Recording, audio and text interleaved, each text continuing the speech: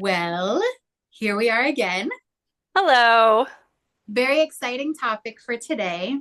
Um, we are going to be having like a little book club here about Combating Cult Mind Control by Steven Hassan. That was an excellent intro. I'm very impressed. Thank you. Kind of low budget, kind of demure. All right, Yeah, there it is. The number one, what's it say? Number one best-selling guide to protection, rescue, and recovery from destructive cults. number one, America's leading exit counselor, Steven Yes. Hassan. Yep. So I have referenced his book and his works and stuff numerous times in previous episodes. You may have heard me mispronounce the last name. We have now landed on the correct pronunciation, Steven Hassan. You did it. Um, his website is Freedomofmind.com. yes, freedom of mind. I almost said mindcontrol.com. That's the opposite. I always So think that website domain sounds a little culty. freedomofmind.com. Freedom of mind. It sounds kind of like out there. I understand where he's coming from and why that makes sense in his work, but I don't know, just something about it strikes me as guru-y or something. Or like new agey or New something. agey. Uh-huh. Mm-hmm. Sure. Yeah. Well, he is the one that developed the bite model from a previous episode that we filmed. So yeah, his he has a lot of free resources on his website for people that are looking to exit high control groups or for family members that are concerned about people and stuff like that. So really interesting stuff. Um, and yeah, today we're going to talk about his book. I think what the fun thing about this podcast is that we hover around psychology a lot. And so that's like where I hover is like, I want to understand the psychology of somebody who gets persuaded to be in a cult. What happens to the psychology of them? Like, what are the dynamics involved when people, because we like do all these different, like we've talked about different cults, but like Mm-hmm. in general, there's these processes that are psychological processes, and it's like, what is happening? Yeah. And I think that's what Stephen Hassan has studied. And so he has the bite model, but also a lot of different like takes on, and I just like was reading part of the quote was like, he's not worried about like what the cult's material is. So it could be a religion or it could be, Scientology or it could be a political group. It's irrelevant what they say they're about. What he's studying and talking about is the dynamics at play interpersonally and intrapersonally. Mm-hmm. Those are Yes. fancy words, but I like to use them. I Between people and inside of yourself. like it. What's going on inside? Yeah. So, his book, I feel like it does a good job kind of like being directed towards family members or people who are concerned about like seeing changes in their loved one or something like that, like after joining a group. And he talks about like, you as parents or whatever didn't do anything wrong for to make your kid go out and join a cult or, um, stuff like that. Yeah. So a lot of the mind control aspect is like those love bombing patterns inducing phobias. I think is so interesting because like a lot of people they're stuck in these groups and stuff like that because they've been convinced that something bad will happen if they leave. And like what an effective tactic used by abusive leadership to convince someone that something bad will happen to them if they leave from under their umbrella. Yeah. Yep. It's such a good marker of high control dynamics. Like if Mm-hmm. you're a sports member of like a bowling league or something, like people are not going to tell you something bad will happen to you if you leave our bowling league. Mm-hmm. Right. But if you leave an MLM where like you're going to sell this beauty product, they will tell you like you're missing out on like your true potential if you leave. Yeah. That's different. Mm-hmm. So Mm-hmm. there's like the marker right there. That's kind of a small phobia on MLM. Like I think it's more business. Like, oh, you got to, imagine your best self with your best future, but you're not going to have it if you don't do our strategy. It's a minor form of it versus like you're going to go to hell or whatever, but it's still, you can sense it. It's like it's been introduced that don't leave. Yeah. And like, what a dual relationship in an MLM, because like they're acting like this is in your best interest. Like, you can be debt free, you can support missionaries overseas, you can tithe more, like really speaking the language of the people. But at the end of the day, an upline doesn't want their downline to leave because they end up losing income Oh, themselves. totally. It's a Yeah. misdirection. Yeah. It's not about mentoring the person, it's not about them reaching their full potential. It's like, I don't want to lose the income that's Yep. associated with you doing your work. Yeah, but you turn on that volume knob of like somebody has their hand on the high stakes knob and they're just Mhm. turning it up a few more inches to keep people from leaving. And it Yeah. works. Yeah. It's effective. Yeah. So it's like, someone that's in a group like this or something like that, like what is their concern? In Scientology, for example, there's a whole thing about like we are saving the world, and what could happen if we weren't doing this work or, stuff like that. So it's like the world will end because of you, or in other Yeah. groups, like God will be angry with you if you leave. We've mentioned before, like you will get cancer if you leave this group, or Yes. yeah. So It's exclusivity and high stakes, which mhm, is why I'm the kind of therapist that's like, there's many ways of healing. I'm like so overtly try to be the opposite, where I'm like very low key, like I have something to offer, and if you're interested, great. But I'll do, as do a bunch of other options for you, a bunch of other therapy styles, a bunch of other therapists, a bunch of other ways of healing outside of therapy. And we'll try so hard not to be the kind of person that's like, this is what you need and you need it this way now. Like, because I've had enough of that in my life that I try to keep everything low key. Even our like podcast, like, let's talk about all the ways of different philosophies instead of there being one single way. Well, like, I think the way, I think part of the reason I'm allergic to it is because I've lived through this high control dynamic Steven Hassan is talking about. It does not feel good to be treated that way. yeah, yeah, for sure. I hate it. Um, I feel like his methodology is really interesting. Like before I read this book, I had a misconception of like there is no talking to a cult member. Like there's no reasoning with them, basically. But when you're able to like initiate an intervention, or initiate contact and community like with their family and stuff like that, the main goal is to help the person kind of like come back to their true self and like to their core Yes. self. And Yes. I was like, okay, Jennifer, tell me about the self with a capital S. Like, how some of this indoctrination or how some of the mind control might cloud a person's like core self that they would have, Okay. and yeah, that they'd have to come back in touch with. Ooh, okay. I'm going to answer your question at the end of this because the beginning okay, you're saying how do you heal? But Mhm. I think this is the biggest takeaway I got from this book, and it was a huge aha moment, is that what high control dynamics do is they have a psychological fracturing. You walk in the door, you're you, right? I'm 5-year-old me going to church, happy as could be, right? And someone indoctrinates you with the idea that there's a bad you and a good you, or a Mm. sinful you and a saved you, or a healed like in like Nexium, it would be like you're like Integrated. your higher self Yeah. versus your like lower self. Okay. So you're normally yourself, fully integrated, ups and downs, whole personality, and then they fracture you. And then that's the beginning of that's like step one for the mind control. It's like if you're going to preheat the oven, now the oven's preheated, okay?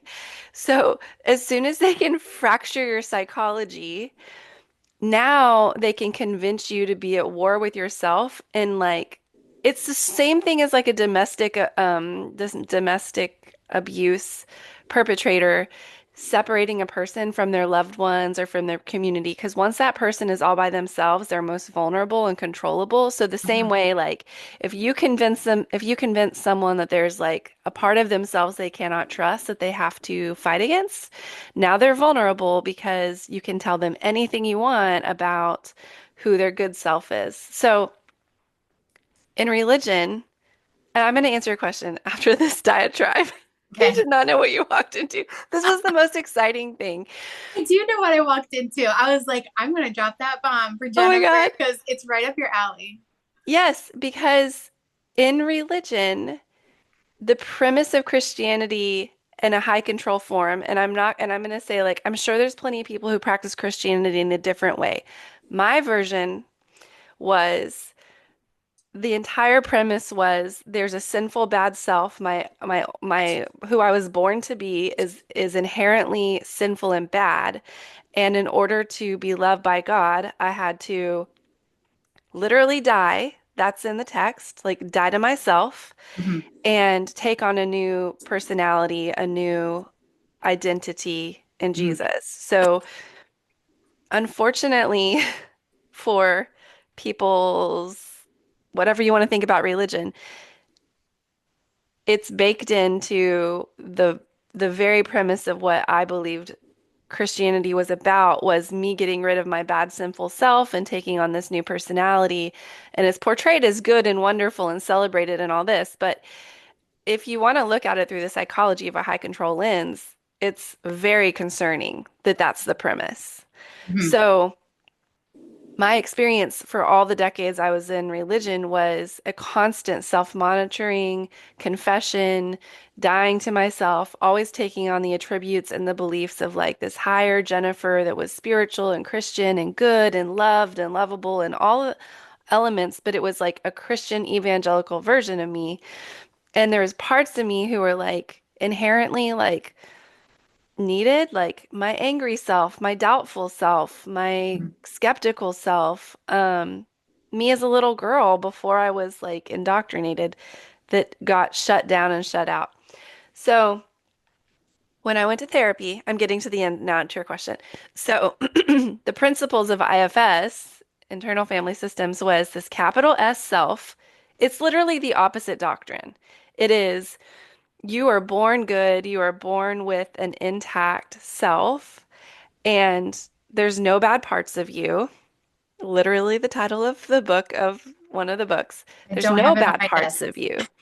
And all of the parts of you that have like are problematic have good intentions. And it's about self-compassion and getting in touch with like who you are as a human, listening to your body sensations and all these parts with openness and compassion, curiosity, creativity, connectedness, and bringing all those parts home, which is the opposite mechanism of any type of cult, which is to die to yourself, divorce yourself from all those parts, be at war with yourself, not trust yourself, um, and take on this identity of a group.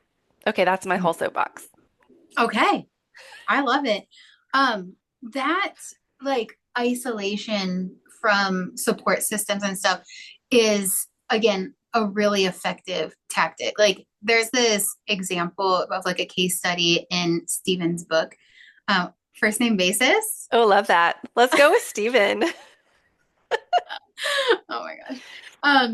So there's a case study where the parents just like come on too strong in confronting their college age child because the student decided to like drop out of his senior year of college in order to go evangelize. Okay.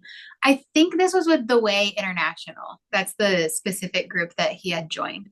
And so the parents coming on too strong just gave the group some fuel for their fodder to be like, see, your parents are demon possessed. Like, look Yeah. what happens Yeah. when people are outside of this, And so it's like someone could have really good intentions in trying to like confront someone or just be like, dude, be logical about what you're doing. Like, this is nuts, right? And that's kind of like what you want to say. And even more if the stakes are high and it's like your kid that's involved. But a lot of times, like an approach like that, or even a therapist with like the best of intentions or something, it just kind of like triangulates the person out more, Yes. creating more of an alliance with the group than with their potential support system because the group then has some evidence to be like, see, you know? Yeah. Yeah. It's a triangulation so interesting to me, just like as a structural concept, like how you know, the you have three points, right? Parents over here, the group over here, and the individual that's in part of the group. And so when you have like ruptures and alliances and stuff like that, some part of that triangular structure has to give. So what ends up happening is like the parents come on too strong and there's a rupture on one side of the triangle. And so it creates like this stretching, right? Where the Yeah. parents end up isolated and then the group and the person end up kind of like creating an alliance and a stronger bond Yeah. because of that isolation, you know? I know. And Mhm. the fact that they've been pre-warned, the person who's being targeted by the cult group has been pre-warned that their friends or family are going to come at them with concerns that they're in a high control group. And so like it's like a vaccine towards control or whatever because it's Yeah. like they get to them first. Like that's a step one of indoctrination into a high control group is like the people that are outsiders, they're never going to understand this. They're going to try to confront you. And so the immediate fracturing of your psychology is to mistrust the people who you should actually trust the most. So, like, that Mhm. triangulation is then, of course, sorry, I didn't finish my sentence. Like, that triangulation is pre-baked into the cult playbook. Because, of Mhm. course, your parents are going to come to you because you are in a high control group. Like, they know how it's going to go. Yeah. But that's how religion does it too. We can't trust the world. The world is worldly. Satan is out there. Outsiders who aren't within our religion. It's the same playbook in a religious context. It just um, is more widely acceptable because we are used to hearing those phrases in our culture, but that is still cult control playbook, in my Yep. opinion. Yeah. It makes sense. Yeah. Um, so he when blah blah blah blah blah. When you held up the book, he calls himself an exit counselor, Yes. which there's some material behind that because after the Jonestown massacre in Guyana, like decades ago, some people came out as deprogrammers. Like, and this is the kind of stuff that you hear about, like people getting kidnapped and like beaten up and stuff like that to talk some sense into them. And it's kind of like torture in the vein of like getting them out of a high control group. Tons of harm. Steven is always referring to like the legality of doing like deprogramming work and stuff like that. But his approach as an exit counselor is a lot different. It's like a gentle approach. There's a lot of consent involved, you know? So if the person says, okay, I'm hearing you guys trying to convince me to like have these sit down conversations with you as my family or whatever. And no, I don't want that. I'm walking away. Like there's nothing you can do. Like the person has to give consent to be able to engage in these conversations and stuff like that. So in Steven's own exit from the Moonies, he had a broken leg at the time. And Yeah. so he even says in there, he's like, good thing I was in a cast because I think I Yeah. would have just walked away. And so it was I don't know, kind of like a strategic thing from circumstance or from the universe to where he was able to just like be in one space and listen to the information that people were presenting him with. So Yeah. like going back to what I was saying before, I thought before I read this book, I was like, there's no talking to these people. Like, how do you do it? They're brainwashed. Like, what are you going to do?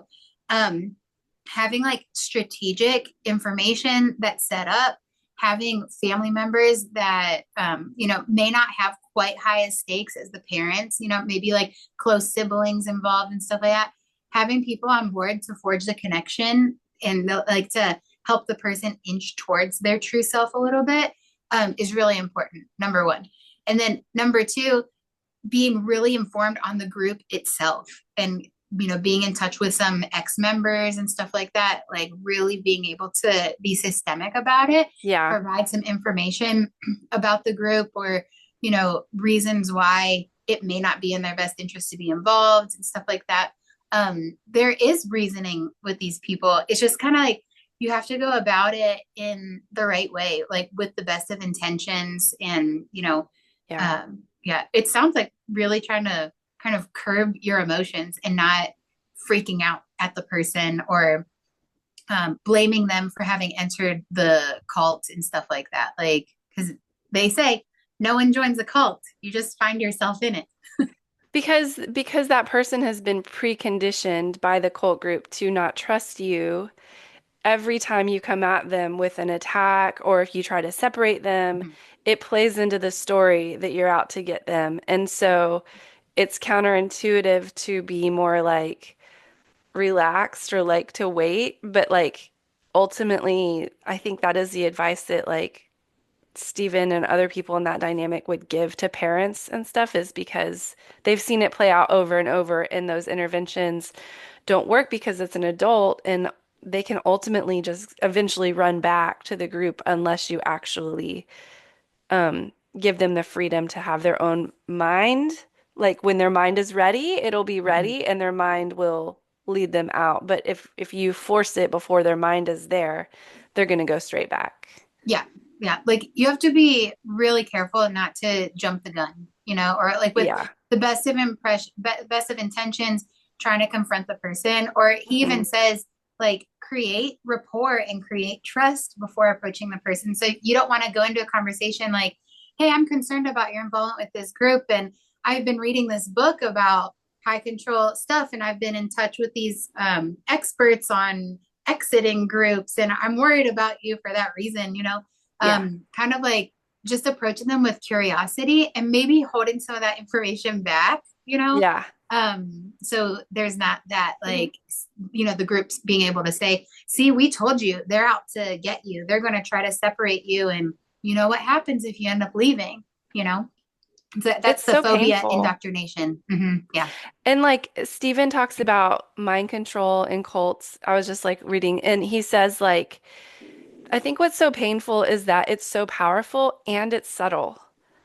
Mhm. So when, if you got kidnapped by the cartel and held prisoner against your will, and then your parents are trying to get you out, like that's one thing, one level of suffering. But if you get coerced by a group to join it and stay with your own free will, like it's a different it's actually a worse level of control because there is no prison except your own mind. And so like you can go rescue someone from a closet somewhere that a kidnapper has you and they'll be glad to get rescued. But you can't rescue someone from a cult if they're convinced by the cult to stay because the play happens inside of someone. And Yeah. so Yeah. it's Like difficult. in a kidnapping scenario, they are living the nightmare, or like they're living the phobia. Like you don't want to get kidnapped, right? And Yeah, so, but in a cult scenario, like there's an induced phobia regarding leaving. So right. it's not, they don't perceive them living inside the cult or even like in a compound as being kidnapped or having their freedom compromised or anything like that. Like freedom exists inside there, and getting out is what feels dangerous to I them. know. It's Mm-hmm. so mind-boggling because the Yeah. people, they'll say like, I'm the happiest I've ever been. I'm my best self. I'm so whole and free and like, and at the same time, they're literally being held prisoner by an indoctrination thing that is harming them. That's why this is so fascinating and like tragic psychologically to me. Yeah. It doesn't look on the outside as bad as it actually is, Mm-hmm. but it's pretty bad. Yeah. Yeah. And then for people to come out and rehabilitate, like that can take years Yeah. of work, years of undoing the damage. Yeah. Yeah. Reconnecting to yourself, like learning to listen to your voice again, learning that you are okay, to trust yourself, all of that initial preconditioning, even if you're out, it takes time to let those messages fall. Yeah. So, a couple levels of complexity with that. Number one, people who are born into cults. Yes. And it's like, okay, who is my authentic self outside of this? Like, people have been indoctrinated since they were little. Yeah. Yeah. I think that adds a level of complexity for sure. And then there's also a level of complexity of still believing some of the stuff, because like sometimes your mind just like automatically goes into like an old type of pathway. Yeah. And so sometimes there's like, well, uh I left, but in case it's true, I'm gonna still perform this ritual, or you know what if it could happen? Like just to be safe, X, Y, or Z or something. Yeah. Yeah. And I think that's where Steven's suggestion to be involved with like other people that have left the same group is so important. Finding community outside Yes. of it, or like finding community that understands some of those topics, or that kind of like speaks the same language. Yeah, Yeah. super beneficial. Oh, what do you think about this? If the solution to an individual, okay, you're saying the solution to an individual who is leaving a really high control group is to find community again, right? Like a meaning making system. Wouldn't you say I would think of that as like somebody who's blue in spiral dynamics? So Okay. sorry if you haven't heard that episode. If you're blue, which means you're like really the way that you have a sense of safety is in a like meaning making system that is a group led and there's like a hierarchical structure to it. So a blue person perhaps may need a more of a blue group to go to. They may not, it may be too far for someone to come out of a cult and just be like a totally orange independent thinker who trusts themselves and has a sense of like, oh, I'll figure it out, or let's look at scientific study or whatever. Mhm. Like, I'm going to Mhm. read all that I can read. Like, and I think you find this more common as somebody will go from a group that's really high control to a group that's a little bit less high control. And so I think people get warned against that, like, watch out, be careful that you don't fall for it again. But I'm being a little, I'm actually like saying maybe that's in their best interest. If their jump is going to be unsafe or they're not going to make it, maybe a lower control but still controlling group is like AA. Like people rap on Alcoholics Anonymous a lot because they have some high control dynamics. But if you're going from the chaos of alcoholism controlling you to the controlling nature of AA, it We'll say may be a step, structured. the structure, Yeah, but some people have called it culty. I know. Yeah. It may Mhm. be in your, it may be necessary. I don't know. People could disagree with that, but I think it might help psychologically. What do you Yeah. think? Well, I wonder about AA when people say that it's culty. Is it the organization at large, or I could see in some chapters it becoming like really high control in that way? Like Steven Hassan says, if you're going to join a group, like ask who the leader is, ask Yeah. what was their job before they got into this. Were they conning people like Keith Raniere? Was he conning people in other ways before he got into this like success program or something like that? Or you hear about other cult leaders. They worked for the circus before creating Yeah. professional cults or something like that. Like, asking who the leader is. So in AA, it's not going to be who the reigning president and board of directors of AA International is, who's the leader. It's like, these peers that are in our chapter. But I think a sponsorship dynamic for someone that is like super narcissistic, being an AA sponsor can kind of like fulfill some of those needs for them, and it can get really controlling. And they could Mhm. potentially isolate people. I think some of the steps of AA are able to combat that in a way that like there's seeking reconciliation, and there's kind of like a seeking of community built into their program. But yeah, I think it's like it's like a CrossFit gym. You Yeah. can have one CrossFit gym in your city that's super extremist, and then you have another one that's like, yeah, do what feels good, do what's best for you. Any movement's good movement. Yeah. So yeah, I think the cultiness of AA probably depends on the chapter and like how well trained the sponsors are, or how stable the sponsors are and stuff like that. There could be some really good ones, but there could also be some really destructive Yeah. chapters or sponsors. So And then I think there's a phobia indoctrination that if you leave AA, you'll relapse. And then yeah. that can be difficult for people to understand that they may be growing out of it or it may not be a fit for them anymore, but they've been preconditioned to believe that this is the only, again, like back to that exclusive piece, like fearful. And I think that's comes across pretty strong. I've heard criticisms that it comes across pretty strongly, but Well, with it's the interesting. with the coins and stuff like that, it's like if you take one sip of alcohol, like you're back to square one. Like you're done. Right. Yeah. So Well, with smart like, recovery might be a better option. yeah, potentially. Potentially. Yeah. I don't know. I just think in AA, I would never like deter someone from getting involved in AA and stuff. Like, especially with what you're saying of could it be beneficial for someone to go from super high control or a high chaotic thing? Or, what's the prevalence of alcoholism and domestic violence being like in a high control relationship, right? Yeah. But moving Yes. towards a group that's kind of like blue, like a little bit less control, but some high structure, I wouldn't deter someone from their involvement in something like that. Yeah, it's an interesting question because we are going to still need community and groups.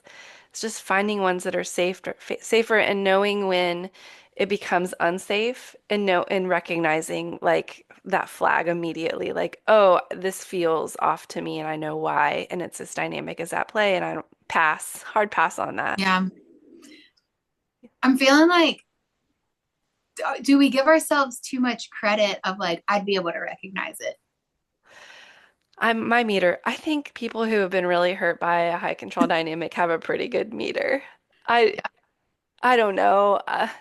That's like a good question because I think we're always in like a little bit of a paradox of thinking that we got out, but then are we really in something else? I'll just like go down a rabbit hole with that.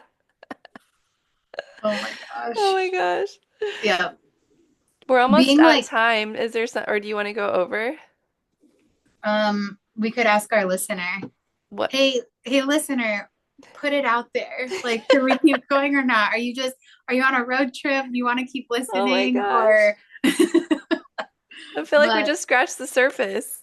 I know that's how it is. We could do a part two. So, Always.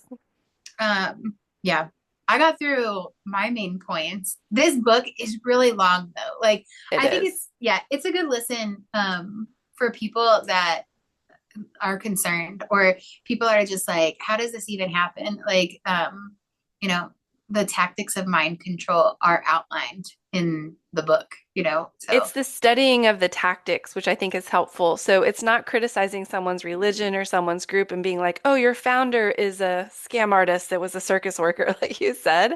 It's not about that. I think that it pulls a part of your brain that's like research based. It's like an orange part of your brain that can be like, oh, I see this pattern. And you read it and you're like, oh my gosh, this was my group. And you can see all of the playbook without getting caught up in the doctrine or the group philosophy. yeah, It's yeah. about He the says psychology. there's no need to be like, debating with someone or adding like pompousness or arrogance to you're trying to convince them to leave because Yeah. that just ends up feeding the group in itself. Like you're just matching the level of the cult leader who's so controlling. So, Yeah. yeah. You got to go about it with gentleness. Hey, there's some dialectics there's some curiosity there. Hmm. Hard to do when the stakes are so high, but you know, gentle parenting wins. It's a gentle parenting approach. Good job, Steven Hassan. Thank you for being our gentle parent. Yep. We need more of that in the world. Everyone just needs to lead with a little bit of calm. He's like, everyone just needs to calm down. I did just finish a training. I know we're like wrapping, but I just finished a free training on trauma stuff, and they were talking about being in your ventral vagal or whatever, polyvagal. They're like, learn how to speak from that calm, regulated state where you're not super like over the top anxious or you're not super low. And it was a good reminder, like, oh, what does my voice sound like when I'm in a calmer parent-like state? And if I can be Hmm. in that place, if my life goes better. Yeah, yeah. So You just gotta be zen about it. it is kind of a Zen vibe. Yeah, just calm down, Yes. Everyone, calm down. please. All Well, right. everyone take a deep breath and relax your jaw and let your shoulders fall back down. Well, that's all we have for you. So, Okay. yep. Wishing everyone the best. If you find yourself reading that book, there's probably some stuff going on or stuff was going on. So, wishing everyone the best on this snowy day. Thanks for coming to our book club. Bye. Bye. We like cannot wrap.